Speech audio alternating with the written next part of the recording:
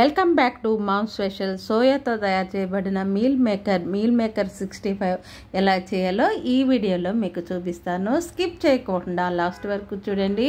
ఈ ఛానల్ని సబ్స్క్రైబ్ చేయని వాళ్ళు ఎవరైనా ఉంటే please subscribe to mom special. ఇప్పుడు ముందుగా మనం సోయాబీన్స్ తీసుకున్నామండి. సోయాబీన్స్కి కొంచెం ఎక్కువ వాటర్ పోసుకుని కొంచెం సాల్ట్ వేసుకుని ఈ విధంగా గరిటె పెట్టి తిప్పుకోవాలండి. ఎందుకంటే పైన ఉంది కదా సాల్ట్, ఆ నీళ్ళల్లో మొత్తం కలిసేటట్టుగా ఒక గరిటె పెట్టి తిప్పుకుందాము. ఇప్పుడు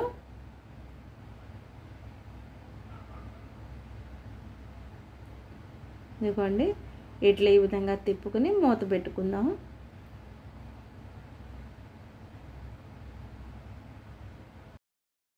ఇప్పుడు కుక్ అయిందో లేదో చెక్ చేస్తున్నానండి.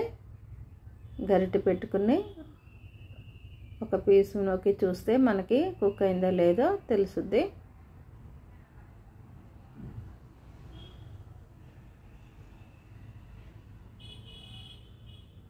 ఇంకా కుక్ అయిపోయిందండి, మెత్తగా వచ్చేస్తుంది. ఇప్పుడు ఈ నీళ్ళన్నీ మనం వంపుకోవాలన్నమాట. వేడిగా ఉన్నాయి కదా, ఈ నీళ్ళన్నీ వంపేసుకొని ఈ విధంగా వంపేసుకోవాలి మొత్తం నీళ్ళన్నీ అనండి. ఎందుకంటే వేడిగా ఉంటాయి కదా, వేడి తగ్గుద్ది అని చెప్పి చల్లటి నీళ్ళు కూడా పోసుకున్నాను. అయినా ఇంకా చాలా వేడితనం పోలేదు. మళ్ళీ కాసిన నీళ్ళు పోసుకుని మళ్ళీ వడేస్తున్నాను. వేడిగా ఉన్నాయి అందుకని మళ్ళీ కాసిన నీళ్ళు పోసుకొని మళ్ళీ వడేసుకుంటున్నాను. ఇట్లా ఇప్పుడు అవన్నీ మెత్తగా అయిపోయినాయి, బాగానే ఉడికిపోయినాయి. సో ఇప్పుడు మనం ఏంటంటే ఆ వాటర్ అంతా పిండేసుకోవాలండి. నీరు అనేది ఉండకూడదు. మనకి ఎక్కువసేపు ఫ్రై అవ్వకుండా త్వరగా ఫ్రై అవ్వాలి అంటే ఈ నీరంతా ఇది నీటిని అబ్జర్వ్ చేసుకుంటుంది కదా మీల్ మేకరు, ఆ నీళ్ళంతా మనం పిండేసుకోవాలన్నమాట. ఇట్లా పిండుకుని ఒక బౌల్లో తీసుకున్నాను. ఇప్పుడు సాల్ట్, కారం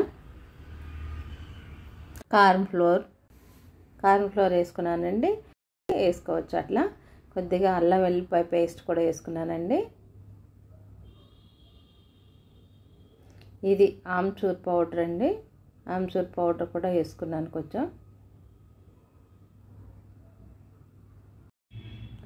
ఈ విధంగా కలుపుకోవాలండి మనం. చూడండి, కలిసింది కదా.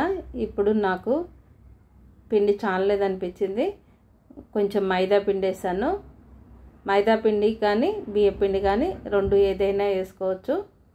ఈ విధంగా మళ్ళీ కలపాలండి బాగా. పక్కన బాండీ పెట్టుకుని ఆయిల్ పోసుకోవాలి డీప్ ఫ్రైకి సరిపడా.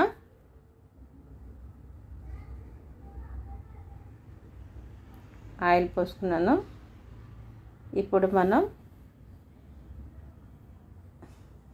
ఆయిల్ వేడెక్కిన తర్వాత ఇవి వేసుకుని వేపుకోవాలండి. సిమ్లో పెట్టుకుని గోల్డెన్ కలర్ వచ్చే వరకు వేపుకోవాలి. ఇవి ఊరికే గోల్డెన్ కలర్ వచ్చేస్తాయి. సో మనం కొంచెం సిమ్లో పెట్టుకుని వేగనివ్వాలి.